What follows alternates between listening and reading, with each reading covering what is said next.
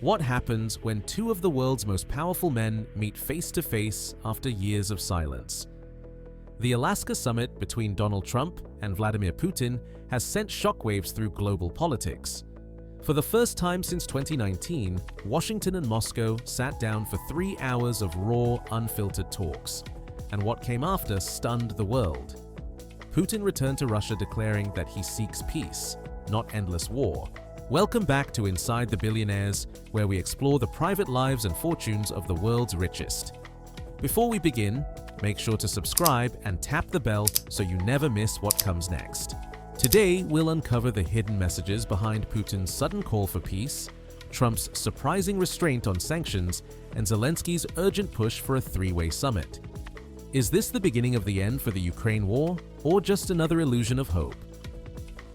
After years of fierce confrontation and rising hostility, Vladimir Putin shocked both allies and rivals when he returned from Alaska, declaring that Russia seeks peace. Speaking before senior officials at the Kremlin, the Russian leader called the trip extremely useful and stressed that Moscow does not aim to prolong the Ukraine war indefinitely. Instead, he insisted that removing the root causes of the conflict is the only path to a lasting solution. This statement marked one of the rare times Putin publicly framed the war not as a defensive struggle, but as an issue that could be settled through negotiation. For many observers, the words carried more weight than the diplomatic gestures seen in Alaska. After all, Putin has built his global image on strength, resilience, and confrontation. To suddenly stress peace sounded like a carefully calculated message to both domestic audiences and the international community. Yet, behind the promise of dialogue, questions remain. What exactly does Putin mean by peace? Would it require Ukraine to cede territory or the West to ease sanctions? While the billionaire lifestyles of oligarchs tied to Moscow remain secure, ordinary citizens bear the cost of war. That tension makes Putin's peace message both powerful and deeply ambiguous. At the heart of the Alaska summit was not ceremony or military spectacle, but a rare and unusually direct conversation between Donald Trump and Vladimir Putin. According to Putin himself, the talks were frank, substantive, and calm, a tone that sharply contrasted with the hostile rhetoric dominating headlines in recent years.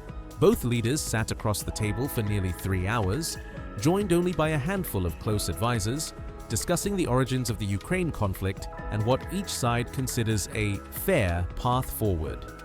For Trump, this meeting was a gamble. He had promised voters that he could end the war swiftly, perhaps in as little as 24 hours.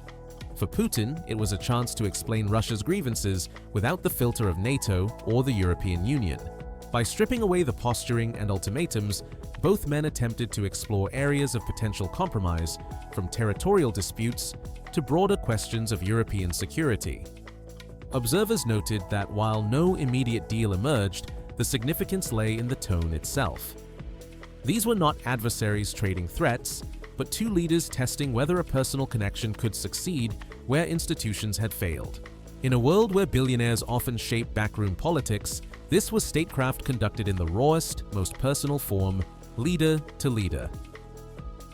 Perhaps the most startling revelation to come from Alaska was the idea that peace in Ukraine might hinge on something unthinkable: a trade of land and security. Donald Trump hinted in an interview that both he and Putin agreed the conflict could end if Ukraine accepted territorial concessions in exchange for binding security guarantees from the United States. While the details remain vague, the concept itself sent shockwaves across Europe. For Ukraine, the prospect of ceding land strikes at the heart of its sovereignty. Yet Trump framed the compromise as pragmatic, arguing that permanent US backing, combined with NATO's umbrella, could offer Kiev long-term protection. Putin, on the other hand, seemed satisfied that Russia's core security concerns would finally be acknowledged. The suggestion transforms the battlefield into a bargaining table where maps may matter more than missiles. This notion unsettles many allies who fear it rewards aggression. Still, for others weary of war, it raises hope that the bloodshed could finally stop. Could this be the first serious blueprint for peace, or simply another illusion meant to buy time? In the billionaire-driven world of modern geopolitics, where deals often blur the line between business and war, such a proposal might be as dangerous as it is daring. No sooner had the Alaska summit ended than Donald Trump boarded Air Force One and picked up the phone. On the other end was Volodymyr Zelensky, the embattled president of Ukraine. What followed was a marathon conversation lasting nearly an hour and a half, longer than Trump's actual meeting with Putin. For the first hour, it was just the two leaders, before European counterparts joined in. According to Zelensky, the exchange was substantive and honest, centered on what role the US could play in guaranteeing Ukraine's security. Zelensky revealed that Trump had floated the idea of a future three-way meeting, bringing Washington, Moscow, and Kiev to the same table for the first time. For Ukraine, the symbolism was powerful. It meant Kiev was not being left out of the negotiations, even as Trump and Putin tested new ground. At the same time, the very mention of land swaps and concessions sparked unease among Ukrainians who have sacrificed so much to defend their territory. Still, Zelensky struck an optimistic tone, saying he was ready to do everything possible to achieve peace. He even confirmed plans to travel to Washington to meet Trump in person. In a war where every hour counts, this call underscored how billionaire-level power politics now dictates Ukraine's fate. For Vladimir Putin, the Alaska summit was more than a political meeting. It was a symbolic triumph. After 3 years of isolation from Western capitals, the Russian leader walked away from Anchorage not with sanctions or ultimatums, but with handshakes, photo ops, and the image of being treated as an equal by the President of the United States. In diplomatic terms, this alone was a major victory. Analysts noted that Putin managed to reframe his position on the global stage. Instead of appearing as the aggressor under constant pressure, he stood side by side with Trump, speaking of peace and fair solutions. The optics mattered as much as the substance. For Russia's domestic audience, the scenes broadcast from Alaska signaled strength, legitimacy, and international relevance. Trump's refusal to escalate sanctions or apply new pressure further cemented the perception that Putin had regained ground. Even without a formal ceasefire, the Kremlin could portray the summit as proof that Moscow's voice must be heard. In a world where billionaires and power brokers dominate the back channels, Putin showed that sometimes prestige and appearances can matter as much as territory. To many in Russia, this was the victory they had been waiting for. In the days leading up to the Alaska summit, Donald Trump signaled he was ready to play hardball, warning that if Putin refused to move toward peace, new sanctions would be on the table. Yet when the cameras rolled and the meeting ended, those threats quietly disappeared. Instead, Trump chose not to tighten the screws on Moscow. To many observers, this was the most telling outcome of all. For Ukraine and its European allies, the absence of new pressure raised alarm bells. Had Trump just handed Putin a reprieve? Or was it a calculated tactic to keep dialogue alive? Trump framed it as pragmatism, arguing that escalation only drives both sides further apart. But critics countered that Putin left Alaska without making any binding commitments, while Washington walked away empty-handed. This softer stance fueled speculation that Trump is betting on personal diplomacy over punitive measures. By reducing the heat, he may hope to draw Putin closer to compromise. Still, the risk is clear. Without consequences, Russia could simply buy time while continuing its offensive.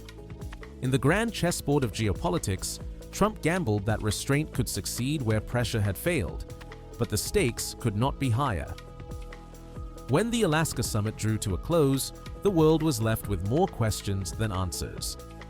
Both Trump and Putin spoke of peace, of constructive dialogue, of a new path forward. Yet neither man offered a roadmap, nor did they commit to specific timelines or actions. The result was an ending steeped in ambiguity, a diplomatic handshake that promised hope but delivered little certainty. For Ukraine, this uncertainty was both dangerous and exhausting. President Zelensky welcomed the idea of future talks but remained wary of being cornered into concessions. European allies, too, struggled to read the signals. Was this the dawn of genuine compromise, or merely a pause before the next escalation? Putin returned home claiming success, while Trump assured Americans that progress had been made. But in reality, the war raged on. Cities continued to suffer, and lives were still being lost. The summit's true legacy may lie not in what was agreed, but in what was left unsaid. In a world where billionaires and powerful leaders often trade promises like currency, the Alaska meeting underscored one harsh truth: peace remains possible, but fragile. And for now, it exists only as a distant possibility. The Alaska summit was billed as a turning point, and in many ways, it was. Putin returned home declaring Russia's desire for peace. Trump left claiming progress had been made. Zelensky entered the picture, pushing for a three-way dialogue. And yet, the battlefield tells a different story. Missiles still fall, soldiers still fight, and uncertainty clouds every promise. What we witnessed was not a final chapter, but the opening lines of a new phase in this global drama. In the billionaire-driven world of modern power, diplomacy often looks more like negotiation at a high-stakes table than the pursuit of pure ideals. Alaska proved that even when leaders speak of peace, what they leave unsaid may shape the future more than their words. If you enjoyed this deep dive, don't forget to like, share, and subscribe to Inside the Billionaires. Thank you so much for watching, and we'll see you in the next episode.